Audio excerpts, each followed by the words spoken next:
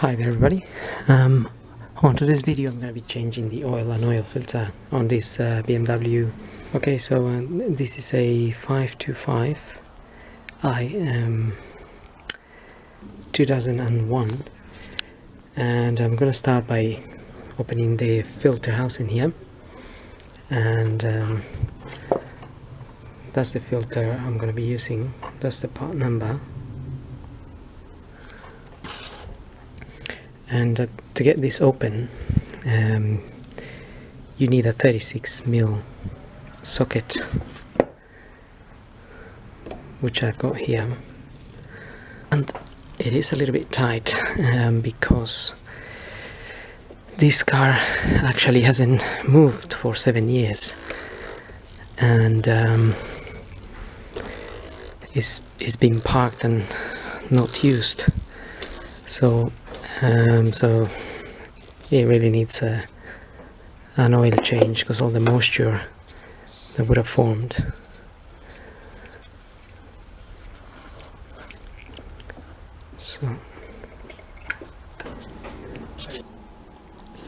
Okay, so I'm just gonna leave that there for now, and I'm gonna open this cap.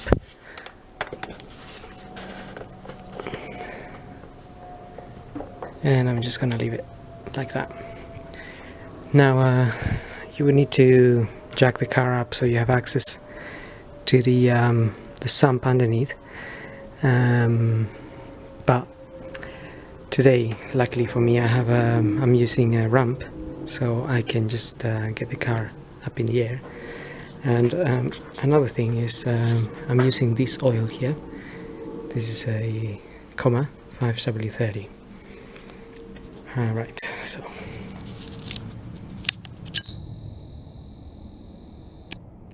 okay, so I've got a 17mm socket and my wrench here, and make sure you get an oil pan underneath to receive the oil.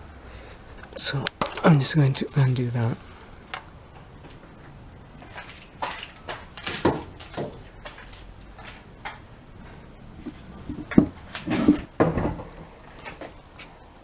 Okay, so just undo the bolt.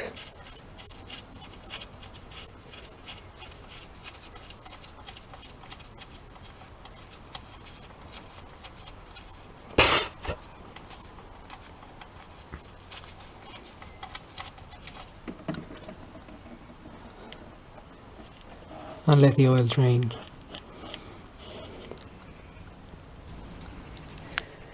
Okay, so inside your filter box you will find the filter, of course, and you will find this O-ring, and you will find a copper washer.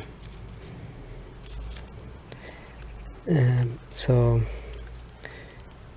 we need to replace the old copper washer that's on this sump bolt.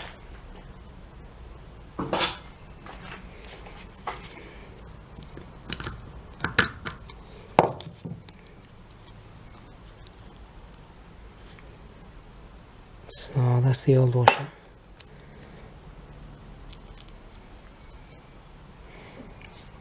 And then we are ready to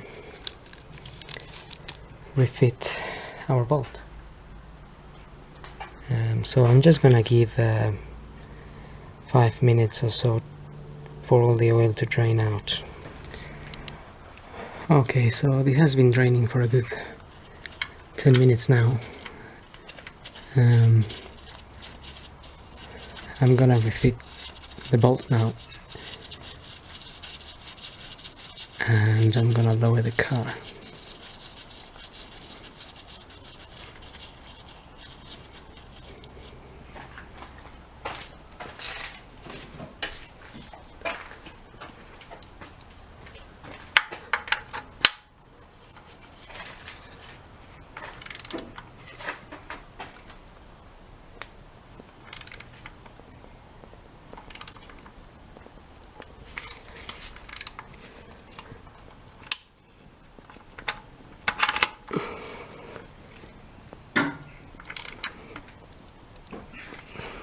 There we are.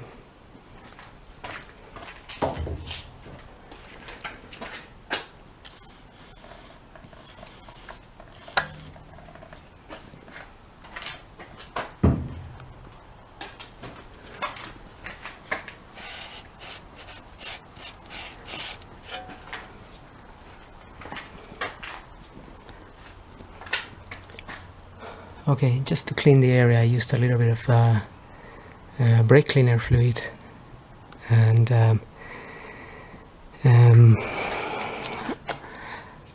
wanted to say, actually, there should be a tray here. There should be a covering tray like this one.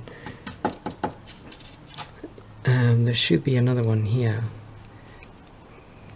around covering the sump, but I don't know what's happened to the one on this car.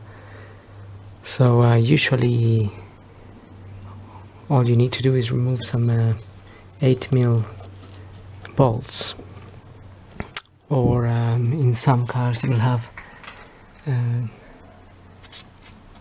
just the normal Phillips. So it's easy to remove that tray anyway. Obviously I can't show you because I haven't got one, but if you have one, make sure you put it back once your oil has drained. Okay, so I'm gonna get the car down now. Okay, now I can change the filter.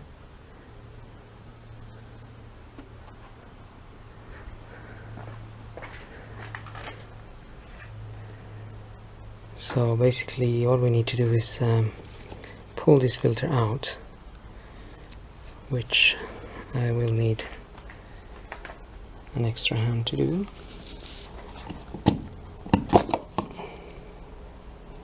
And that's out. Just you can compare the two filters, make sure they are pretty much the same, because different makes sometimes vary a little bit in design, but this is pretty much the same. So just push that filter in, and then we're gonna change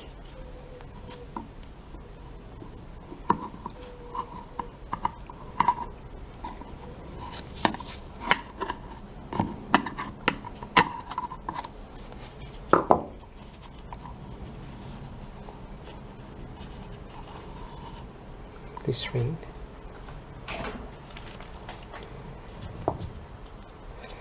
With the new one here.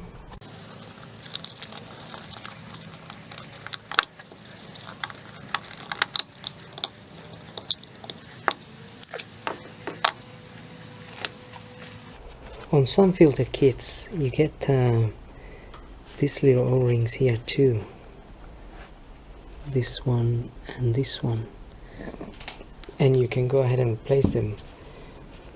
But for some reason on the one I bought, it didn't have it. So it doesn't matter really, but normally in most of the kits that is included. So I'm just putting a little bit of grease around this O-ring, so when I get this back into the housing, the O-ring will accommodate a little bit better.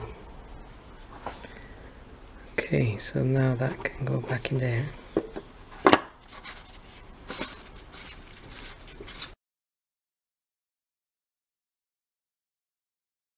That's it. If you have a torque wrench, you can tighten this to 25 Newton meters. It's written on the cap anyway.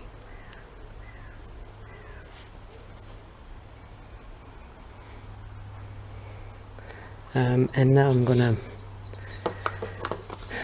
put the oil in, and I think it's 5 to 6 liters on this car, but I will double check.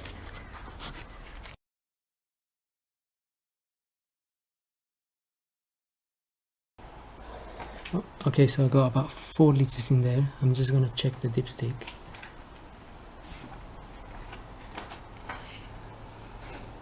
Okay, so I can see that my oil is only down there at the moment. It needs to be up here, so that's more or less about 2 liters or so, but it really depends on each car. And when pulling the dipstick off, it's quite hard, but once it's out, it will go in and out quite easily. But when it's left there for a long time, it gets really stuck. Okay, I got 5 liters in there, and it looks like it's gonna need a little bit more. Oh, okay, so in the end I ended up putting 6 liters of oil on this particular one, this particular engine. This is a 2.5. So just make sure you know how many liters you need to put. You can find that information online, or even when you buy the oil from wherever you buy it from. If it's Halfords or Lloyd's or whatever, they will give you the number of liters that you need for your engine, and then you can of course check the dipstick to make sure it's at the top mark. So I think I'm finished here, and hope this video helps, and thanks for watching.